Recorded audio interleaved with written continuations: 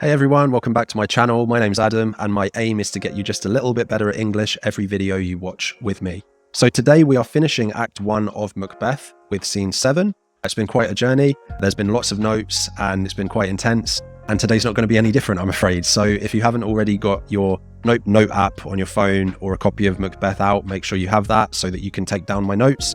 You can pause this as much as you want, replay it if you need to, all that good stuff. And we can just dive straight in. Act 1, Scene 7, one of my favourite scenes in the entire play. So we start the scene with a soliloquy.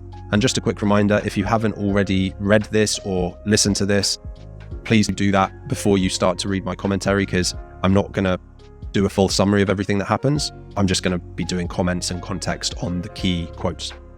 A soliloquy just means kind of like the inner thoughts of the character. No one else is around to hear what he's saying. So it is usually the truest version of the character. And what he effectively says in this is that he's got a million reasons not to kill Duncan. He talks a lot at the beginning. I've actually not highlighted everything I want to here, so I'll be highlighting real time a bit. But if the assassination could trammel up the consequence, he's basically saying, look, if I could murder him and then that's it, and that was the be all and end all, you know, if it were actually done, yeah, if it were done when it actually were done, then I could do this. Yeah, but what he realizes is that clearly killing Duncan would just be the first step, that of course there would be consequences, right? There would be consequences here on this planet, right? In this life, this existence. And in his belief, and many of our beliefs, if we have religious beliefs, that there would also be eternal consequences in an afterlife. He talks about doing this might make him jump the life to come. I think that's a euphemism. It might be a euphemism, actually, that he's trying to kind of soften that what he's really saying is it might damn me to hell. I might miss heaven, eternal bliss, because of how deep this sin is. Yeah? So he's effectively acknowledging, look, doing this will have consequences. If it didn't have consequences, I might do it, but it does. Okay? And then he goes even deeper. He starts to use this metaphor of a poisoned chalice. By doing this, we're actually putting a poisoned chalice to our own lips. So he understands that most likely he will be punished eventually for this. I think this is one of those cornerstone quotes that's really worth remembering, because this whole play is a tragedy, yeah, but it's also essentially a full arc from Macbeth. Macbeth was a hero who made a series of bad mistakes and bad choices and followed bad people, and effectively falls from heroism to villainy, from being a good person into the most evil, diabolical tyrant king, right? Right? It would slowly wear you down and wither you away and make you ill and eventually kill you, right? So when he talks about how this killing of Duncan would be like a poisoned cup, poisoned drink, that is really accurate. He doesn't just die immediately from his choice to kill Duncan. He's slowly dying in front of us in the most gothic way. We are literally watching a good man become evil through bad choices as we go through this. And I think that's one of the reasons this is quite a relevant play, actually, because it's really talking about what toxic levels of ambition and bad company can do to a person. If you're willing to do bad things to achieve your goals, combined with bad people around you to egg you on, who knows how dark of a path you could end up on, right? He then comes up with a bunch of other reasons why he shouldn't kill Duncan. Well, he's here in double trust. He's my kinsman, so I should shut the door on the murderer. I'm his host, yeah? So he realizes that there's another bunch of reasons why he shouldn't kill Duncan, right? In essence, he's saying it wouldn't be polite. It would be a red flag to kill your guest. He then goes into Duncan himself, and he talks about, well, Duncan, he's so virtuous. His virtues would plead like angels. So he's basically saying that Duncan is so good, he's almost more like an angel than a man. So he's a really good king. Now that links into why God may have given him the divine right of kings. And this was a concept that the Jacobeans would have been very aware of and believed in, the idea that God, in his wisdom, places the king or queen on the throne. And so the fact that Duncan has been such a good king ties into that Jacobean belief of the divine right of kings. Okay, so he concludes his soliloquy with a very interesting metaphor, which again, you really need to get to grips with, and if you can explain this, it's going to massively skyrocket your grade, your level. I have no spur to prick the sides of my intent, only vaulting ambition. He's comparing himself to a horse. That's what he's doing. He's saying he's this big, strong guy, but despite all of his strength and his capability and his speed and his power, he does not have a spur. he doesn't have a rider, a horse rider, to come and guide him and actually lead him through a course to use his power properly. So this sets up the fact that Lady Macbeth then comes in. She very quickly becomes the rider. She becomes the spur. She becomes the one that, you know, a spur is a little sharp object that is on the heel of a boot, and a rider will kind of dig it into the side of a horse to keep the horse moving forwards. So Lady Macbeth comes in and immediately starts digging her heels in and trying to push Macbeth forward. Okay? And that's what happens in the rest of the scene until, spoiler alert, Macbeth gives in. This wouldn't be a tragedy if it weren't for the fact that he gave in and killed Duncan, obviously. Okay, so Macbeth initially just says, look, we will proceed no further in this business. So he's trying to be really strong.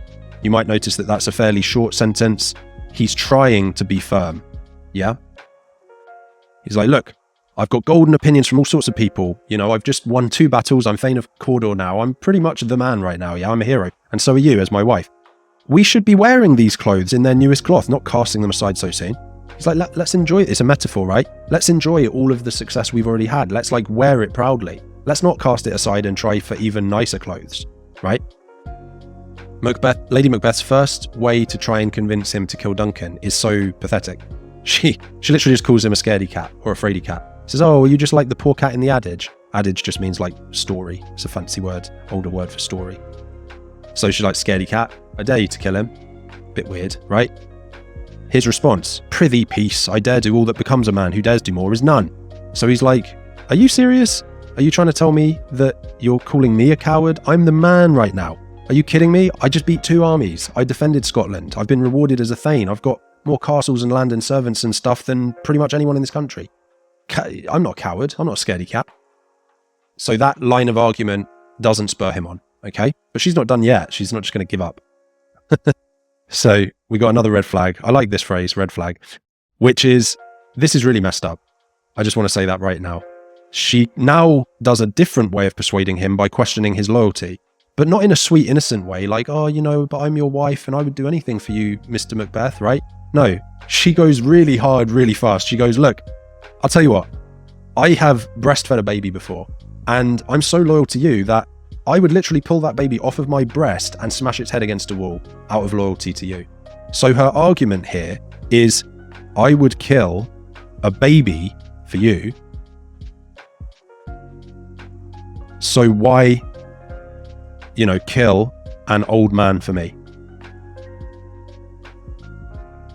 Now, I just want to say I'm married happily with a toddler and another baby on the way. Anyway, if my wife ever was like, look, I'd kill a kid out of loyalty to you, Adam, I would immediately be going onto Amazon, trying to find a straitjacket, trying to keep my wife calm until I can get the straitjacket on her and get her the help she needs, right? There's no way. There's no way. It's ridiculous. But Macbeth actually is like, okay, you know, I'm loyal to you, fair enough. But what if we fail? So this is his final objection. His objection isn't like, you're going to kill a baby for me. He's like, cool, okay, let's just go past that bit. What if we fail though? All right. Crazy. Anyway, so Lady Macbeth gives the plan, and the plan is really simple. She's going to get the guards all drugged and drunk up so bad with wine and wassail that they're going to pass out, and then he's going to be able to go into Duncan's chamber while he's sleeping, stab him to death. Bingo bango, king and queeno, right? And the reason I wanted to add that quote in as well is because it's important to look at the phonology or the sounds of the words. In this case, W is a very soft sound, soft W phonology. So as she says with wine and wassail, you can almost hear in the softness of her voice how she's going to, again, look like the innocent flower, but be the serpent under it, right? She's going to softly go into the room, softly offer them a drink, softly slip some drugs in there, softly watch them black out, and then softly ring a bell and let her husband come and kill Duncan. Yeah, it's crazy. She's absolutely crazy. That's why this is a great play, because the characters are actually totally insane. Anyway, the soft W really highlights that. And the only other thing I'll say in terms of context is, again, this is another example of the kind of patriarchal values and sexism of the time, because if she was not a woman, then there's no way the guards would be drinking on duty and all that stuff. There's no way. But she goes in and they think, oh, she's just a harmless woman. There's nothing, you know, that's fine. She just wants to give us a glass of wine, whatever.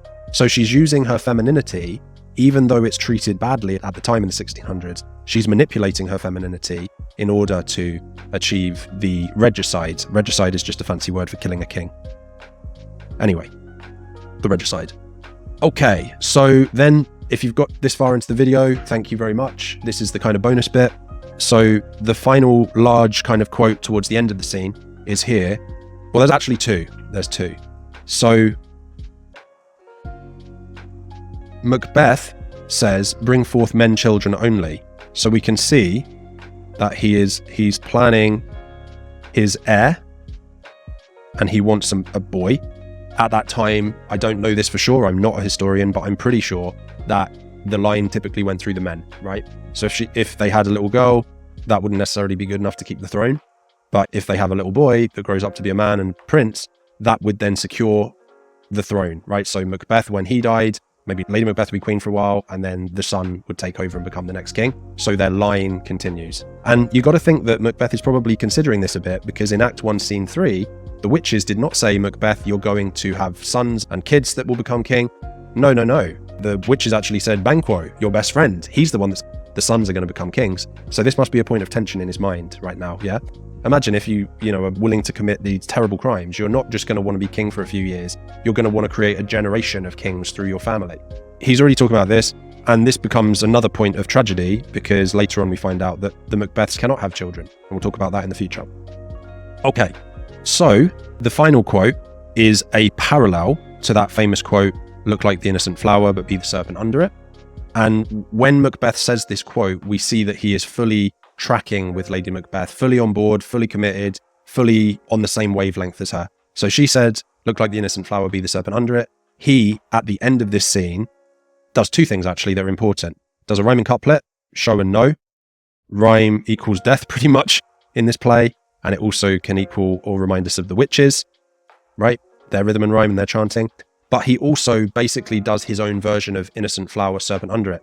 False face, in this case, a fake smile, like a bright, happy face, a false face, falsely happy, must hide what the false heart, bad heart, doth show. So he's saying here, yeah, we're going to have to put on a false face like the innocent flower, and then we're going to have to try and hide our false heart, our serpent heart, our evil heart, right? And here's a final bonus, because we're still doing all right for time on this one. It's a good scene, important scene.